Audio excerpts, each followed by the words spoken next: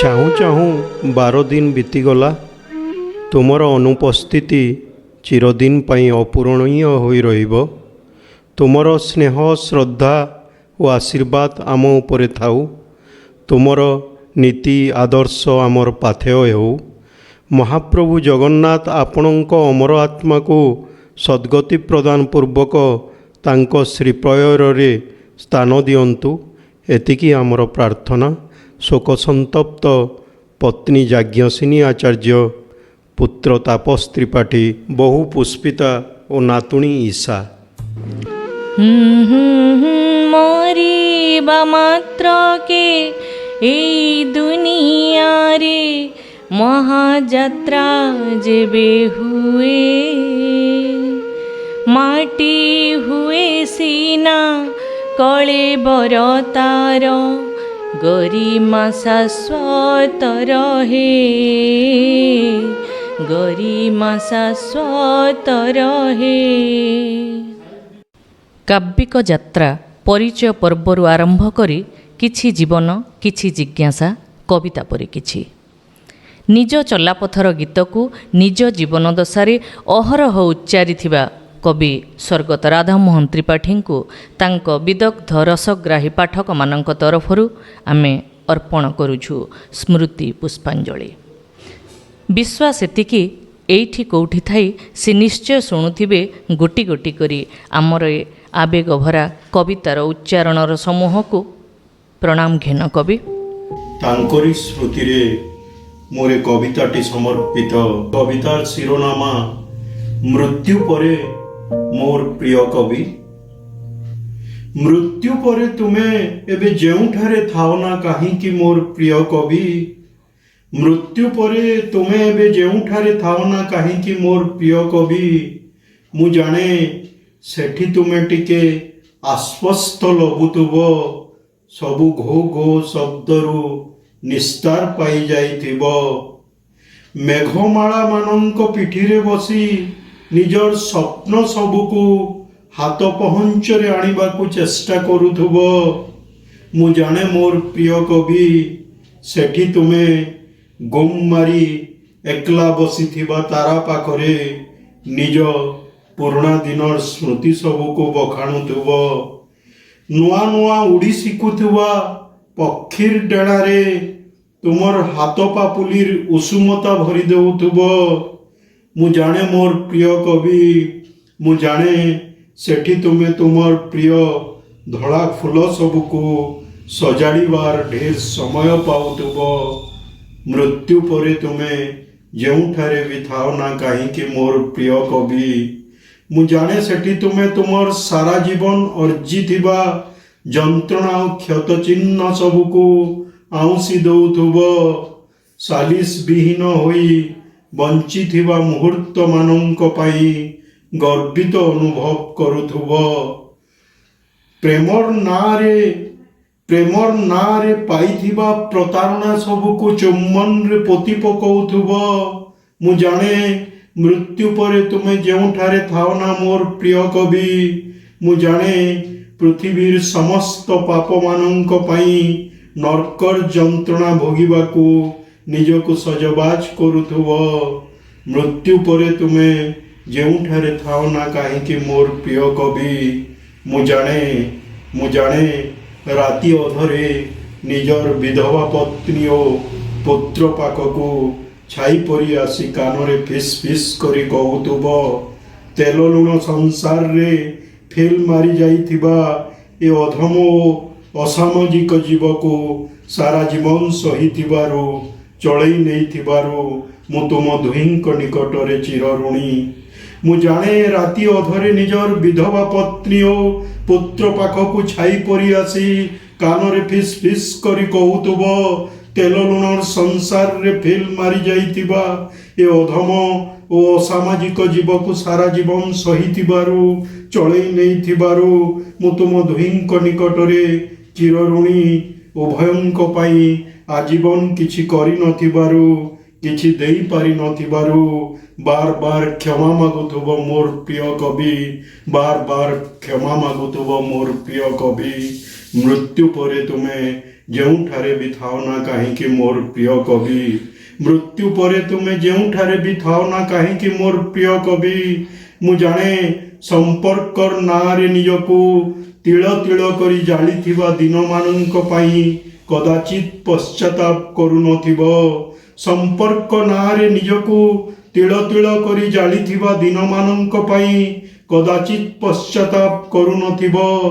କଦାପି ନିଜର ହାର ଜିତ୍ ପାପ ପୁଣ୍ୟ ପାଇବା ହରାଇବାକୁ ହିସାବ କରୁନଥିବ। ବରଂ ଈଶ୍ୱରଙ୍କ ନିକଟରେ ପୁନର୍ଜନ୍ମରେ କବିଟିଏ ହେବା ପାଇଁ ପ୍ରାର୍ଥନା କରୁଥିବ। କବିଟିଏ ହେବା ପାଇଁ ପ୍ରାର୍ଥନା କରୁଥିବ। ମୃତ୍ୟୁ ପରେ ତୁମେ ଯେଉଁଠାରେ ବି ଥାଅ ନା କାହିଁକି ତୁମେ ପୁନର୍ଜନ୍ମରେ କବିଟିଏ ହେବା ପାଇଁ ପ୍ରାର୍ଥନା କରୁଥିବ। କବିଟିଏ ହେବା ପାଇଁ ପ୍ରାର୍ଥନା କରୁଥିବ। ବେଳେବେଳେ ସ୍ରଷ୍ଟାଙ୍କୁ ବି ରୋକଠୋକ୍ ଶୁଣେଇଛନ୍ତି, ଜବାବ ଦେଇଛନ୍ତି, ଚ୍ୟାଲେଞ୍ଜ ବି କରିଛନ୍ତି। ପାରିବୁ ଯଦି ଆ ଓହ୍ଲେଇଆ।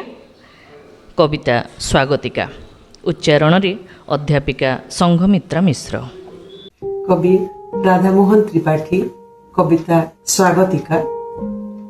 ଆ ଓହ୍ଲେଇଆ ତୋ ଆସିବା ଲାଗି ଏଠି ଅଜସ୍ର ପ୍ରସ୍ତୁତି, କେତେ ସ୍ତବ ସ୍ତୁତି, କେତେ ଯେ ସଶ୍ରଦ୍ଧ ଆଖି ଅନିମେଷ ଆଜି ଦେଖିବାକୁ ଥରେ ତୋରି ସୁଚିସ୍ମିତ ଜ୍ୟୋତି। ତୁ ନିହାତି ଭୋଳାଟିଏ, ତୁ ନିହାତି ଭୋଳାଟିଏ, ନିଜସ୍ୱ ଖିଆଲରେ ଚୁପ୍ ମାରି ଶୋଇଥିବୁ। ତୁ କାହୁଁ ବୁଝିବୁ ଭାବାନ୍ତର ଜୁଆରିଆ ମନମାନଙ୍କର। ଆ ମେଲେଇ ଦେ ତୋର ସେଇ ଜବାକୁସୁମ ସଂକାଶ ରୂପର ପସରା। ଫିଟି ଯାଉ ଭୟ ଆଉ ଆତଙ୍କର ପ୍ରତିଟି ଶିକୁଳି, ଖୋଲି ଯାଉ ରୁଦ୍ଧ ଦ୍ୱାର ବିଶ୍ୱାସର। ଶୁଦ୍ଧପୁତ ପୁନିତ ଚେତନାର ସୁଅ ଛୁଟୁ ପ୍ରତିଟି ପ୍ରାଣର। ଶୁଷ୍କ ବେଳା ଭୁଇଁ ଛୁଇଁ ଘୁଞ୍ଚି ଯାଉ ପୁଣି ଥରେ ସଂଶୟ ଯମୁନାର ନୀଳ ଜଳ ରାଶି। ଘୁଞ୍ଚି ଯାଉ ପୁଣି ଥରେ ସଂଶୟ ଯମୁନାର ନୀଳ ଜଳ ରାଶି। ପୁଣି ଥରେ ନିନାଦିତ ହେଉ ଗଗନେ ପବନେ, ପୁଣି ଥରେ ନିନାଦିତ ହେଉ ଗଗନେ ପବନେ, ତତ୍ତ୍ୱମସି ତତ୍ତ୍ୱମସି ତତ୍ତ୍ୱମସି। ଅଲିଭା ସ୍ମୃତିରେ ପ୍ରେରଣା ତାହାର ଜକ ଜକ ହୋଇ ଦିଶେ। ଯଦି ବାନ ଥାଏ ସାଥିରେ ଆମର, ଚିହ୍ନ ଥାଇ ଚଲା ପଥେ, ଚିହ୍ନ ଥାଇ ଚଲା ପଥେ। ଶବ୍ଦ ପ୍ରଣାମ। ଆଜି ଦିବଙ୍ଗତ କବି, ଲେଖକ, ଦାର୍ଶନିକ, ପ୍ରତିବଦ୍ଧ ଶିକ୍ଷକ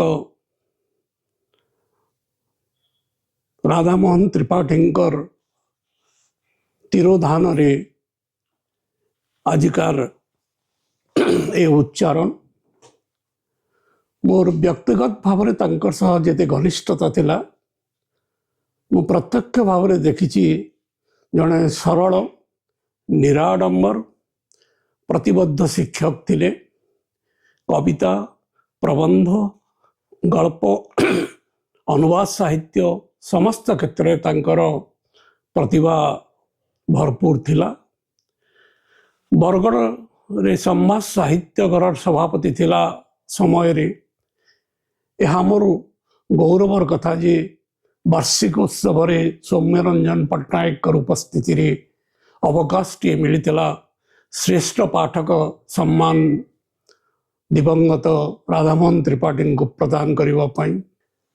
ସୃଜନଶିଳ୍ପୀ ରାଧାମୋହନ ତ୍ରିପାଠୀଙ୍କର ଏହି କବିତାଟି, କବିତାର ଶୀର୍ଷକ ଥିଲା ପ୍ରଭାତ ମିଶ୍ରର ପୃଥିବୀ। ପ୍ରଭାତ ମିଶ୍ରର ପୃଥିବୀରେ ରୋଗ, ଶୋକ, ଦୁଃଖ ସବୁ ଥିଲେ ଚିର ନିର୍ବାସିତ। ନିତ୍ୟ ବସନ୍ତର ସେଠି ରାଜୁତି ଥାଏ ତ ନିଜେ ପୁଣି ପାଲଟି ଯାଇଥାଏ କୋଇଲିର ପଦେ ମିଠା ଗୀତ। ପ୍ରଭାତ ମିଶ୍ର ନଥିଲା ରକ୍ତ ମାଂସଧାରୀ ସାଦା ମଣିଷଟେ, ସେ ତ କମଳ ଦେଶର ରାଜକୁମାର। ହାତରେ ଥିଲା ଯାର କବିତାର ପୁଷ୍ପଧନୁ, ଘାୟଲ କରିଦେବାକୁ ସକ୍ଷମ ଥିଲା ଯିଏ ପ୍ରଥମ ଦେଖାରେ। ସେ ତ କୃଷକଟିଏ ନଥିଲା କର୍କଶ ଜୀବନର से स्वप्न बीज बुणी चली दिन राति प्रीति आ प्रत्ययर फसल काटुला नीति अनंत शास्त्रम बहु वेदितव्यम स्वल्पश्च काल बहवश्च विघ्नाः।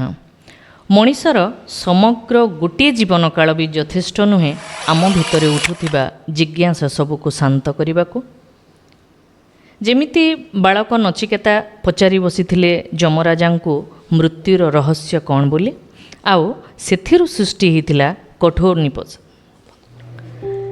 ଦିବଙ୍ଗତ କବି ରାଧାମୋହନ ତ୍ରିପାଠୀଙ୍କ ସ୍ମୃତିରେ ତାଙ୍କର ଏକ କବିତାର ଉଚ୍ଚାରଣ ମୀନ ଶରୀର।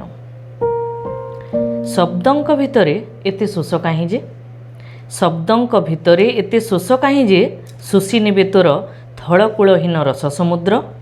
ବେଶ୍ ବେଶ୍ ସେମିତି ବୁଡ଼ି ରହିଥା, ସେମିତି ବୁଡ଼ି ରହିଥା, ଦରକାର ନାହିଁ କିଛି କହିବା। କ'ଣ ବା ବଖାଣି ଯିବୁ ତୁ, କ'ଣ ବା ବଖାଣି ଯିବୁ ତୁ, ଖାଲି କିଛି ବକ୍ ବକ୍ ହେବା ଛଡ଼ା କ'ଣ ବା କରିପାରିବୁ ତୁ, କ'ଣ ବା କରିପାରିବୁ ତୁ ଏମିତି ଉବୁଟୁବୁ ହେବା ଛଡ଼ା। ତୁ ଅଛୁ ବୋଲି ପ୍ରମାଣ ଦେବାକୁ ଚାହୁଁଛୁ ତ, ତୁ ଅଛୁ ବୋଲି ପ୍ରମାଣ ଦେବାକୁ ତ ଚାହୁଁଛୁ ତ, ଦେ ଦେ ତୋର ଖଣ୍ଡି ଉଡ଼ା କେଶବ। ମନେ ରଖିଥା, ହୁଏତ ଏଇଟା ହିଁ ତୋର ପହିଲି ଓ ଶେଷ ଅବତାର, ପହିଲି ଓ ଶେଷ ଅବତାର। ମୀନ ଶରୀରମ୍, ମୀନ ଶରୀରମ୍। ଦିନ ସରିଯାଏ ଲିଭିତ ଯାଏ ନା, ରହିଯାଏ ପଦ ଚିହ୍ନ। ଦୀପଟିଏ ହୋଇ ହୃଦୟରେ ଆମ ଜଳୁଥାଏ ଚିରଦିନ, ଜଳୁଥାଏ ଚିରଦିନ।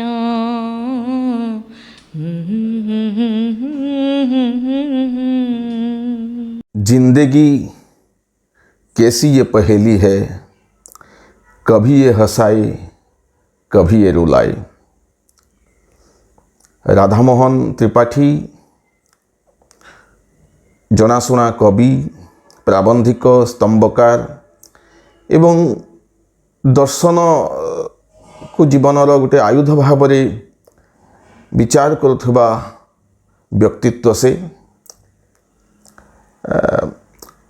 आज आम गहन नहांती। मोर कहीं मने हुए एवं हुए तो अन्य माने मध्य एक कथा को अस्वीकार करिवे नहीं जे राधामोहनकर केही केबे शत्रु थिबे, जने अजात शत्रु सीए। तांकर चेतना, तांकर भावना जो शिखर को छुई थिला मते बहुत भाव में प्रभावित करिथिला। मोर बरगढ़ रहणी समय एवं परवर्ती समय तांकर लेखा पढ़िकी मते लगे जेपरी से कौनसी प्रशंसा रे उल्लसित हेबा भली बा कौनसी उपेक्षा को लेकर से विचलित हेबा भली व्यक्तित्व नथिले। खूब स्थितप्रज्ञ, जहाँ को कहा जाए स्थितप्रज्ञ। मते लगे गोटे आप्तवाक्य तांको पई संपूर्ण भाव में प्रযোज्य जे जमिति फलंती गछटे नई जाई थाए, जेमती गोटे विज्ञ पुरुष, जने चेतनादीप्त पुरुष, ज्ञानी पुरुष जेभली भाव में सदाबले विनय विनम्र रहे, मु राधामोहनकर पाखरे से जिनसटी देखी। अत्यंत नम्र, अत्यंत विनय। मोर मन अच्छी बरगढ़ रहणी समय तांकर सहित अनेक वार्तालाप होइछि, देखा होइछि, कविता को लेकिन, साहित्य को लेकिन चर्चा मध्य होइछि। एवं परवर्ती समय मु बस्ते बरगढ़ छाड़िकी संबलपुर रे 2020 मसीह कथा कथा कवितारे तांकर एक आलेख्य प्रकाश पाए। आलेख्यटे होछि जोगेश गौड़ संपर्क रे। जोगेश गौड़ से प्रख्यात गीतिकार जे आनंद चलचित्र गीत तांकर मुकेश स्वर रे गुआ होता जिंदगी कैसी ये पहेली है। एक चमत्कार भाव आनंद गौड़ संपर्क में से आलेख्यटी प्रस्तुत करते मत शुणिक पढ़िकी खूब आनंद लगी खूब रोमांचित लगी मु संपर्क में मोर फेसबुक अकाउंट रे लेखिक शेयर करी एवं तांकु से विषय गोटे पत्र लिखी तांकु से देखिक खुशी हेले आनंदित होते एवं परवर्ती समय जितेबाला तांको सहित बरगढ़ एक कार्यक्रम में देखा होता मुझे कही आपणकर आलेख्यटी खूब चमत्कार मुझे संपर्क में एक चिठी खंडे भी पठेली बोली से कथा मन पकेले खुशी हेले आनंद व्यक्त करते किंतु जो कथाटी कहली कौन सी प्रशंसा जपरी से ऊर्ध्वे थे कौन सी तिरस्कार भी से ऊर्ध्वे थे खूब भाव से मते प्रभावित करिसंती आज तांकर अवर्तमान रे खूब मने पड़ुछंती एभली जने यशस्वी पुरुष एभली जने काव्य पुरुष तांको मोर विनम्र श्रद्धांजलि अर्पण करुछि। दिन सरी जाए लिभित जाए ना रही जाए पद चिन्ह दीपटिए होई हृदय रे आम जलुथाए चिरदिन जलुथाए चिरदिन।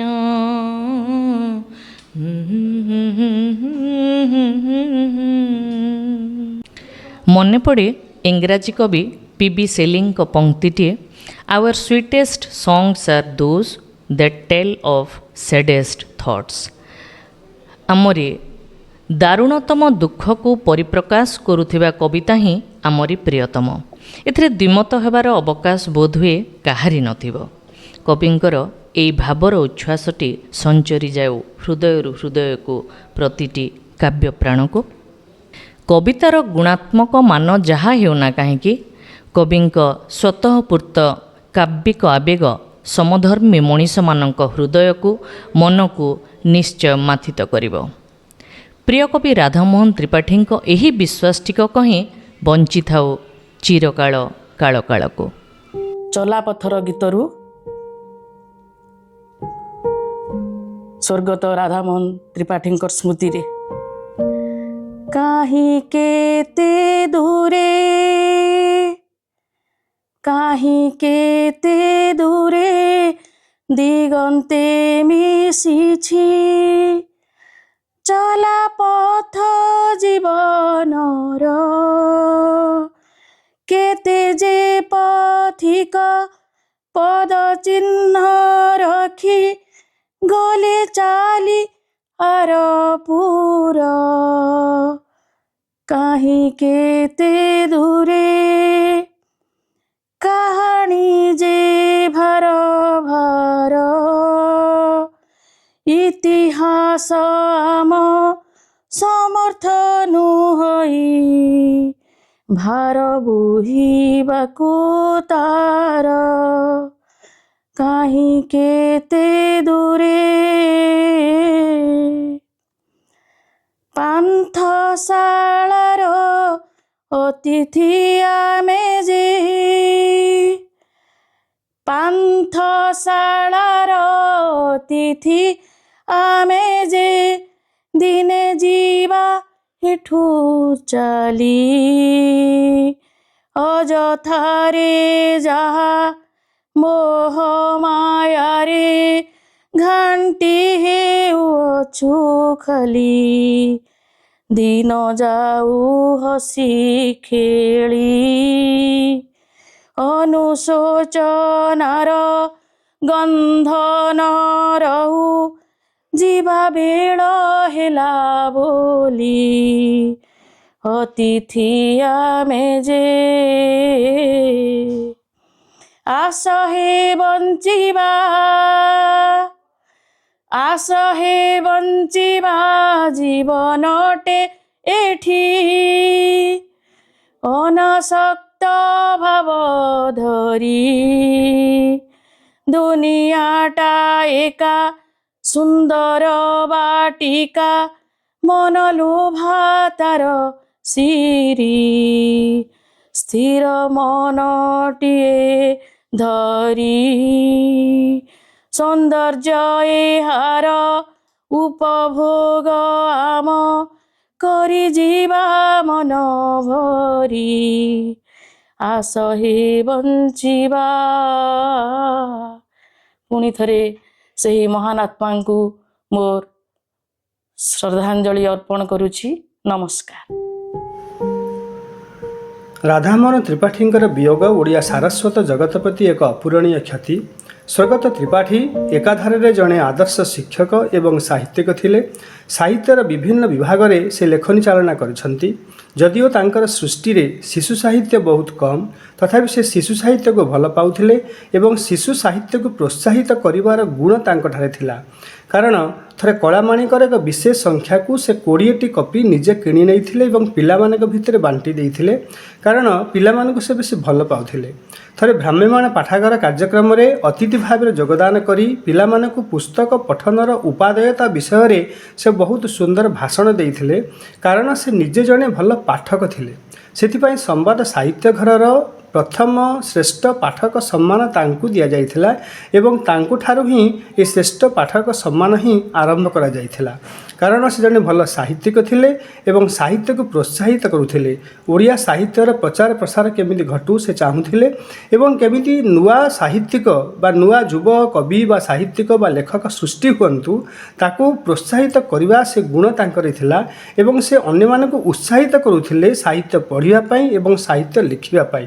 ବରଗଡ଼ର ବିଭିନ୍ନ ସାମାଜିକ ସାଂସ୍କୃତିକ ଏବଂ ସାହିତ୍ୟିକ କାର୍ଯ୍ୟକ୍ରମରେ ସେ ଯୋଗଦାନ କରୁଥିଲେ ଏବଂ ଯଦି କୌଣସି କାର୍ଯ୍ୟକ୍ରମ କେବେ ବନ୍ଦ ହୋଇଯାଏ ତାହେଲେ ସେ ଫୋନ୍ କରି ପଚାରୁଥିଲେ କ'ଣ ପାଇଁ ସାହିତ୍ୟ କାର୍ଯ୍ୟକ୍ରମ ବନ୍ଦ ହୋଇଯାଇଛି।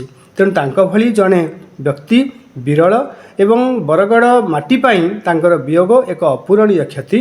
ମୁଁ ତାଙ୍କର ଅମ୍ଳାନ ସ୍ମୃତି ପ୍ରତି ପୁଣି ଥରେ ଗଭୀର ଶ୍ରଦ୍ଧାଞ୍ଜଳି ଅର୍ପଣ କରୁଛି ଏବଂ ସେ ଅମର ଆତ୍ମାର ସଦ୍ଗତି କାମନା କରୁଛି। ଏଠି ଦଧିଭାଣ୍ଡ ଯିଏ ଭାଙ୍ଗେ ସିଏ ପିନ୍ଧେ ଫୁଲମାଳ, ଆଉ ଯାହା କାନ୍ଧରେ ଭରା ଦେଇ ସିଏ ଛିଡ଼ା ହୁଏ ନୈପଥ୍ୟରେ ମିଳେଇ ଯାଏ ସେମାନଙ୍କ ଗହଳ ଚହଳ। ଏମିତି ଏକ ଉପଢୌକନ ମାଳ ମାଳ ପ୍ରଶସ୍ତିପତ୍ର ଫୁଲମାଳମାନଙ୍କଠୁ ଦୂରେଇ ରହିଥିବାର କବି ରାଧାମୋହନଙ୍କ ଭିନ୍ନ ଏକ କବିତା କେବେ ଖୋଜିଛ କି? ଉଚ୍ଚାରଣରେ ଡାକ୍ତର ଶୁଭେନ୍ଦୁ ସୁଧା ଷଡ଼ଙ୍ଗୀ। ଶବ୍ଦ ଆଉ ନୀରବତାର ଲୁଚକାଳି ଖେଳରେ କ୍ରମଶଃ ମଜ୍ଜିଗଲା ବେଳେ ଅଲକ୍ଷ୍ୟରେ ପ୍ରବୃଦ୍ଧ ପାଲଟୁଥାଏ ଚେତନା। ତତ୍ତ୍ୱ ତର୍କ ତର୍ଜମା ମୀମାଂସା ସବୁରେ ସନେ ସନେ ତଲ୍ଲୀନ ହେଲାବେଳେ ଅଜାଣତରେ ପରିଷ୍କୃତ ହେଉଥାଏ ଦୃଷ୍ଟି, ଗଭୀରରୁ ଗଭୀରତର ହେଉଥାଏ ଅନ୍ତଃ ଉଡ଼ାଣ। କାବ୍ୟ ପୁରୁଷ ଉଚ୍ଚାରୁଥାଏ ଦେହ ତ କ୍ଷୟମୟ, ହେଲେ ଆମେ କୋଉ ଶରୀରରେ ବଞ୍ଚୁ ଯେ? ସରଳ ନିରାଡମ୍ବର ଅଥଚ ସାହିତ୍ୟ ସଙ୍ଗୀତ ଭାବର ପ୍ରାଚୁର୍ଯ୍ୟରେ ପରିପୃଷ୍ଟ, ସାଥୀସୁଲଭ ଅଭିଭାବକ ବନ୍ଧୁତୁଲ୍ୟ ଗୁରୁ କବିପ୍ରାଣ ସ୍ୱର୍ଗତ ରାଧାମୋହନ ତ୍ରିପାଠୀଙ୍କ ସମ୍ପୂର୍ଣ୍ଣ ଜୀବନଯାତ୍ରାକୁ ନିରେଖି ଦେଖିଲେ ଅନୁଭବ କରିହୁଏ ସମସ୍ତ ସାଂସାରିକ ଜଞ୍ଜାଳ ଭିତରେ ମଗ୍ନ ରହି ମଧ୍ୟ କବିତାଟିଏ ବଞ୍ଚି ହୁଏ ନିର୍ଲିପ୍ତ ଭାବେ, ଆଉ ଅନ୍ତରସ ଆସ୍ୱାଦନରେ ବ୍ରତୀ ରହିବି ବିତେଇ ଦେଇ ହୁଏ ଗୋଟେ ପୂର୍ଣ୍ଣ ଆୟୁଷ ସଫଳତା ସହିତ। ସେଇ କାବ୍ୟ ପୁରୁଷଙ୍କ ଅମ୍ଳାନ ସ୍ମୃତିରେ ଉଚ୍ଚାରଣ କରୁଛି ତାଙ୍କରି କବିତା କେବେ ଖୋଜିଛ କି?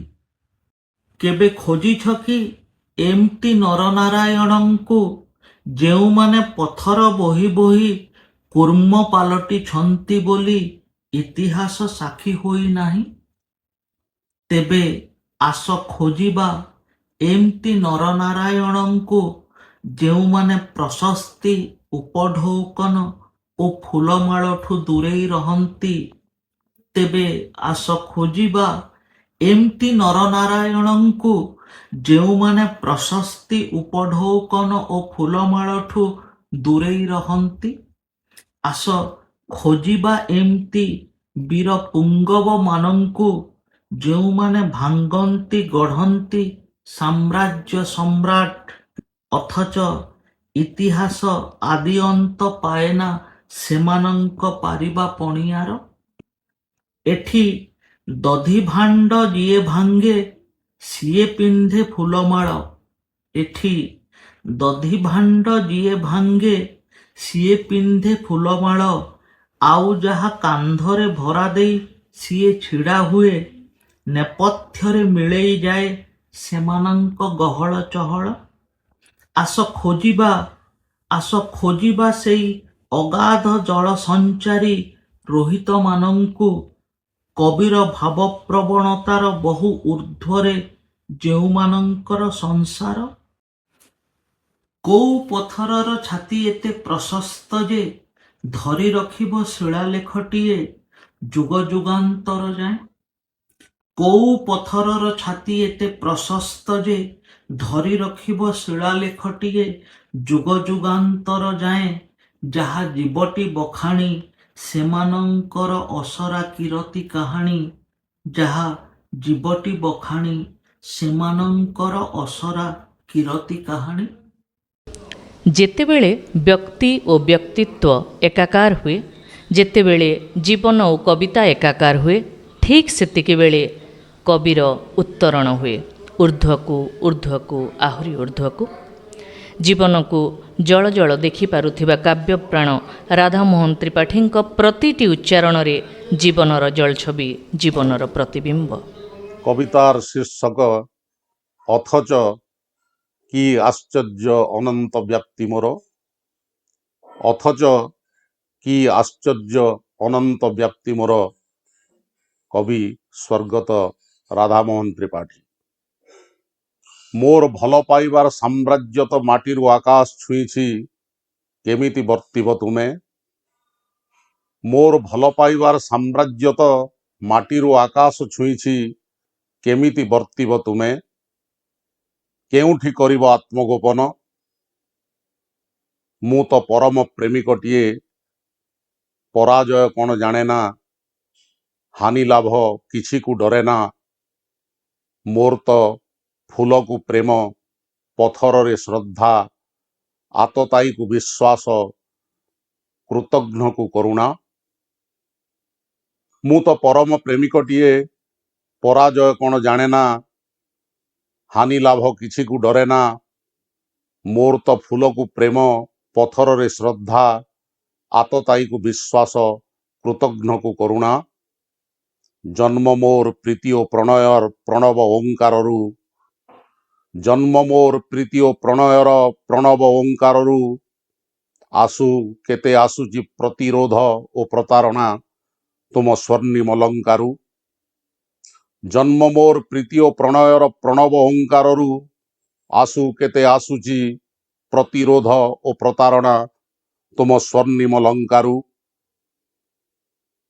ତୁମେ ଚାଲୁଥାଅ ଡାଳରେ ଡାଳରେ, ମୋର ଆଧିପତ୍ୟ ତ ପ୍ରତିଟି ପତ୍ରରେ। ତୁମେ ଚାଲୁଥାଅ ଡାଳରେ ଡାଳରେ, ମୋର ଆଧିପତ୍ୟ ତ ପ୍ରତିଟି ପତ୍ରରେ।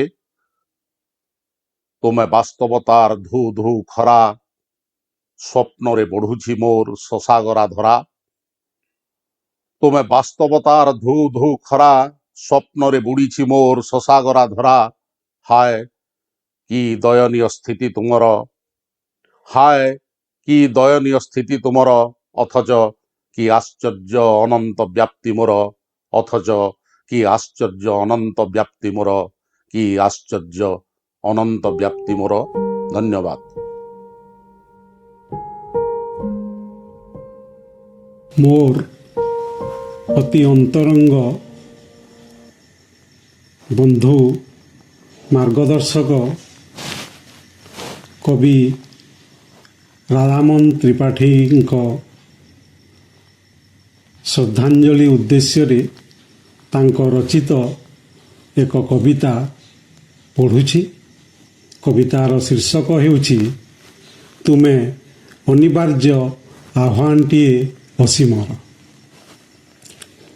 ତୁମେ ଏମିତି ସୂତାକ୍ଷୟ ଯେ ଲମ୍ବିଥାଅ ସତ୍ୟରୁ ଅସତ୍ୟ ଯାଏ, କାମନାରୁ ନିର୍ବାଣ ଯାଏ, ମନ୍ଦିରରୁ ମସଜିଦ ଯାଏ, ଗିର୍ଜାରୁ ଗୁରୁଦ୍ୱାର ଯାଏ, ଗୋଟିକୁ ଟାଣିଲେ ଅନ୍ୟଟି ଦୋହଲିଯାଏ।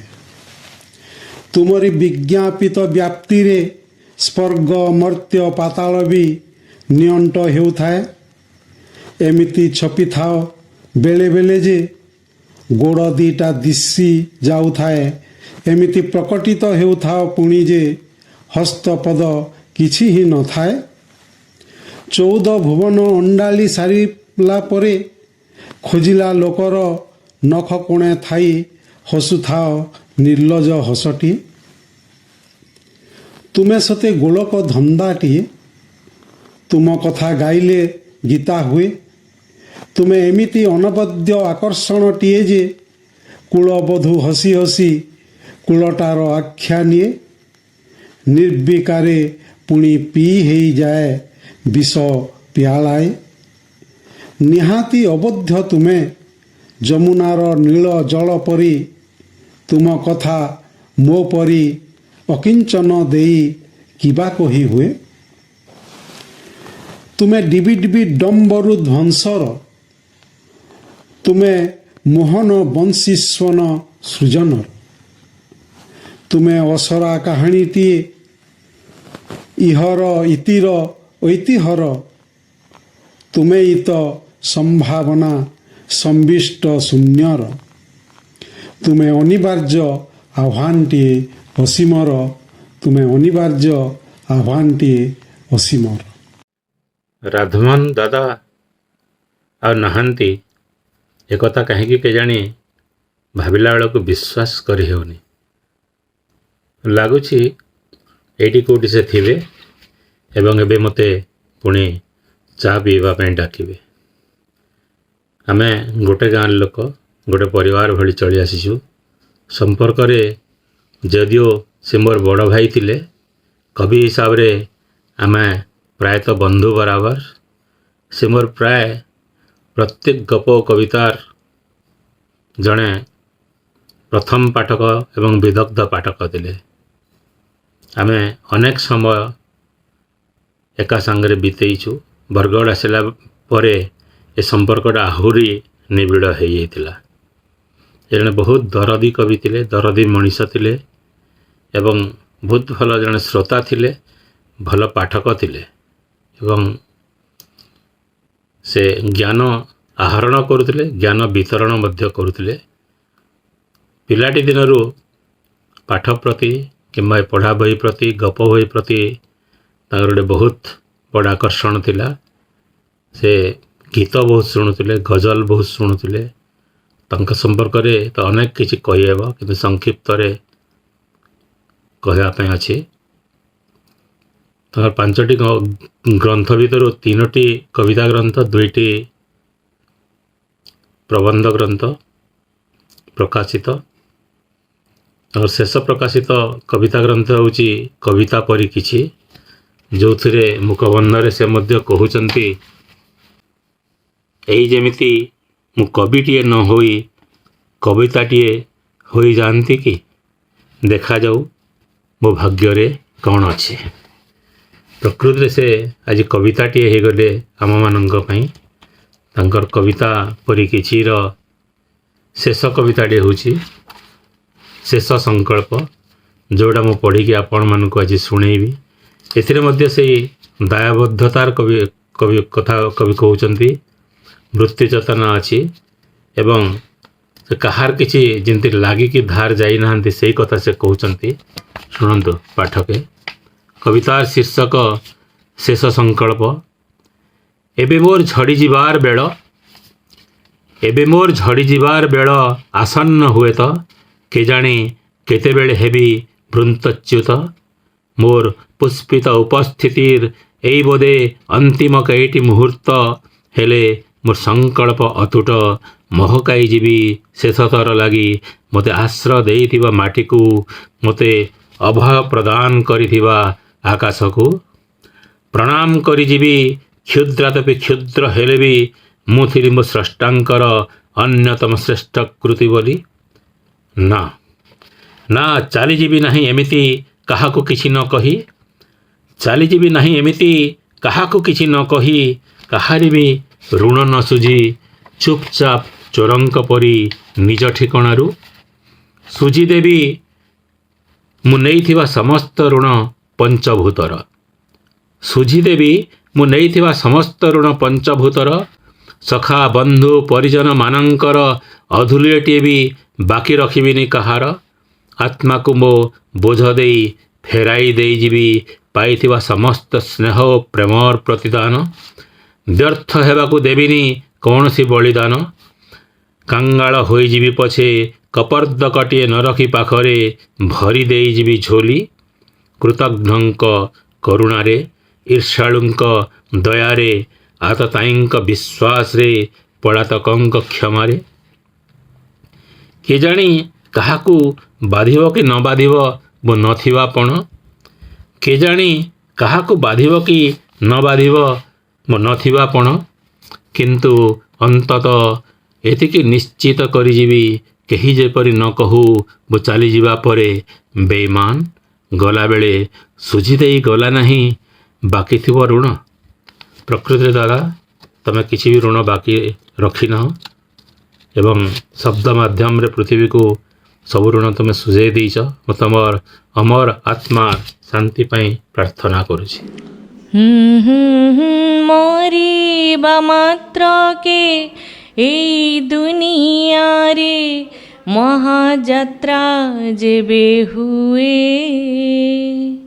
ମାଟି ହୁଏ ସିନା କଳେବର ତାର, ଗରିମା ଶାଶ୍ୱତ ରହେ, ଗରିମା ଶାଶ୍ୱତ ରହେ।